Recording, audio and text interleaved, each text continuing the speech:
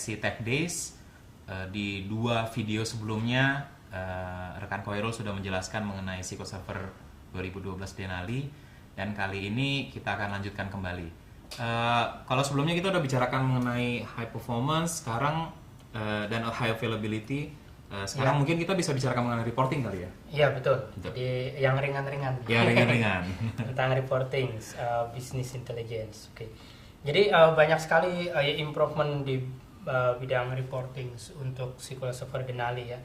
Jadi di slide ini sebenarnya adalah 3 pilar improvement dalam hal reporting. Ini high levelnya. Oke. Yang pertama dia ada namanya Project Crescent. Oke. Ini sudah dapat nama resminya, namanya Dynamic Pivot. Oke. Nah, codename-nya Project Crescent sebelumnya ya. Itu adalah semacam self-service BI atau self-service reporting yang lebih punya daya visualisasi yang jauh lebih bagus dibanding versi sebelumnya. Terus yang kedua adalah Proactive Intelligence. Itu sebenarnya adalah improvement di sisi engine-nya si reporting service. Jadi dia bisa end user alert. Nanti ada penjelasan lebih detail itu. Nah, terus bidang lain yang mendapat improvement cukup besar adalah bagaimana dia berintegrasi dengan SharePoint. Dalam hal ini SharePoint 2010. Kita lihat sekarang. Kita bahas SharePoint dulu.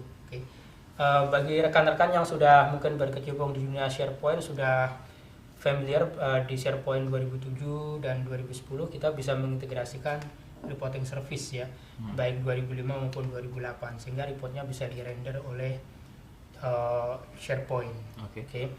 Nah sekarang kita punya improvements, yaitu yang paling utama adalah dia mendapatkan tempat istimewa di SharePoint.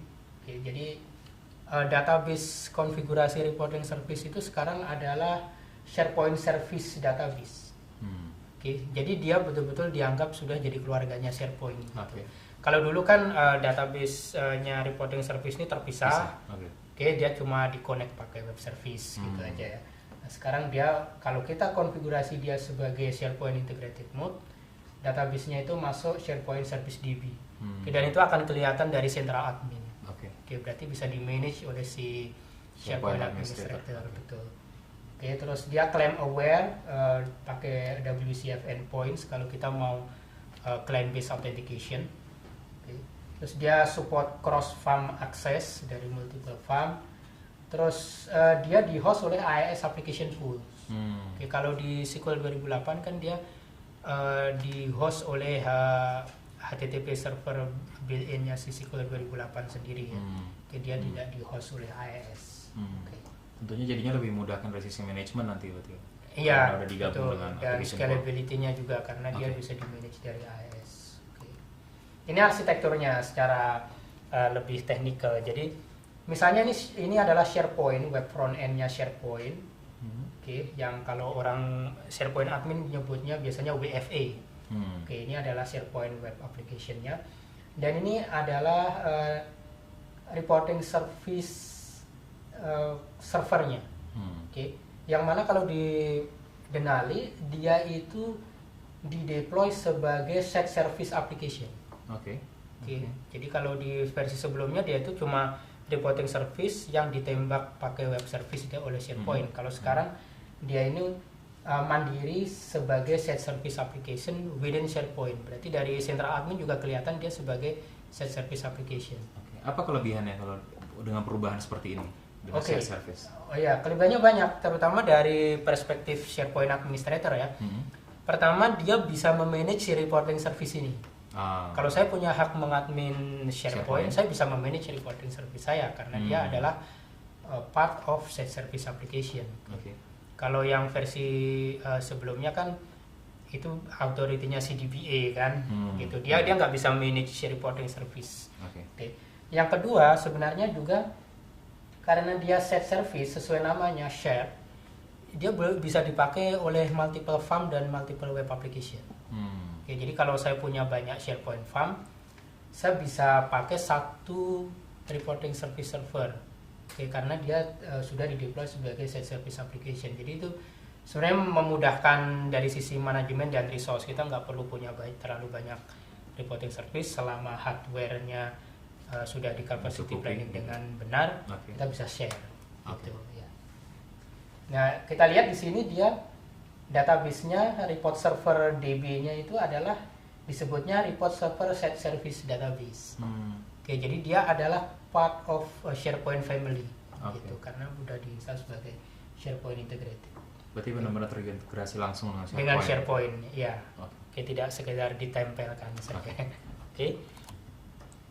Nah, sekarang kita masuk ke feature selanjutnya adalah self-service alert.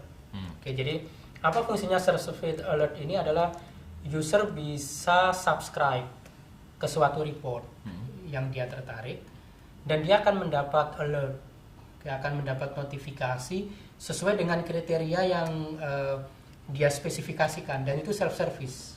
Oke. Jadi misalnya ini mungkin agak kecil ya, tapi ya ini alert me if any data in the data feed has city is Fairbanks and car theft is greater than 170.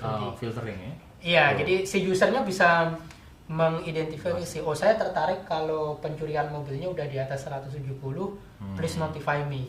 Oke, by email atau something. Jadi dia bisa bikin self-service alert ini gitu. Atau mungkin dia schedule saja. Dia bisa immediate atau bisa schedule. Gitu. Bukannya di SharePoint sebelumnya sudah ada subscription seperti ini? Bedanya apa berarti sekarang? Oh ya, di reporting service sebelumnya memang ada ya namanya subscription. Ada standar dan ada data subscription. Tapi kalau di versi sebelumnya itu metodenya adalah push. Jadi si administrator yang menciptakan subscription ini dengan kriteria tertentu, usernya bisa memilih. Gitu. Usernya cuma bisa bilang ke administrator, hey saya tertarik data ini. Nanti si administrator akan coding. Jadi tidak ada user interface seperti tidak ini. Tidak self-service ya? Ya, si administrator akan coding, bikin script di table, pakai stored procedure untuk mendeteksi kriteria itu. Kalau kriteria itu tercapai, report itu akan di schedule untuk di-deliver ke user yang bersangkutan.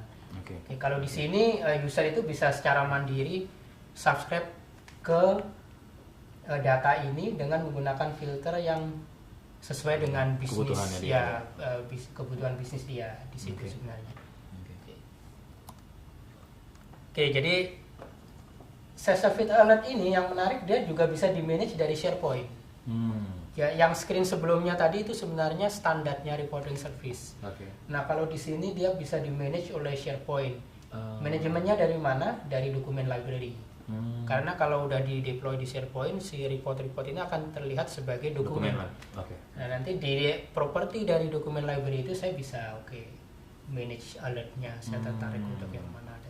Jadi fungsi SharePoint sebagai one-stop self-service portal bisa betul-betul lebih maksimum.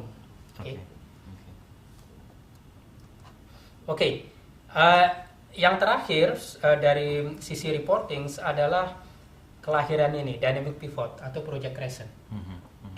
Ini menarik sekali karena di versi 2005 kita udah tahu report builder, di 2008 kita juga punya report builder 2.0, 2008 R2 ada report builder 3 ya. Nah, sekarang kita punya yang namanya Dynamic Pivot atau Project Crescent. Apa sebenarnya kelebihannya? Pertama, dia itu web based. Dia itu web based, jadi tidak ada instalasi apapun di klien.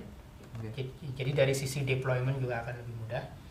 Kedua, dia punya visualization yang lebih bagus dibanding report builder versi-versi sebelumnya. Dia juga fully integrated dengan Power Pivot. Bagi yang udah familiar dengan R2, itu ada Power Pivot di sana. Kita bisa tarik data itu ke Excel, terus dilakukan self-service analysis, define relationship dan segala. Nah, si Project Crescent ini bisa connect ke Power Pivot. Ke data kita yang ada di Excel itu, untuk bikin self-service reporting. Yang menarik juga dia ini Silverlight. Jadi kalau udah Silverlight itu kan sebenarnya kita udah punya semacam desktop di browser kita. Ya. Jadi secara interactivity dia jauh lebih bagus dibanding web base biasa ya. web base biasa dan report builder. Jadi dulu sering ada requirements, bisa nggak kalau saya mau solver ke angka tertentu nanti keluar apanya, tooltips, atau mau solver ke angka tertentu diklik keluar drill down, pop up. Nah itu sebenarnya ini fungsinya Project Crescent. Oke. Sepertinya menarik nanti kalau kita bahas lebih lanjut mengenai analisisnya ya, Pak? Iya betul, betul sekali. Terima kasih sekali lagi kepada rekan-rekan technical audience di seluruh Indonesia yang sudah mendengarkan sesi ini. Tetap ikuti kami, akan ada video selanjutnya yang akan mendiskusikan mengenai SQL Server 2012 Denali, terutama mengenai analytics services. Terima kasih.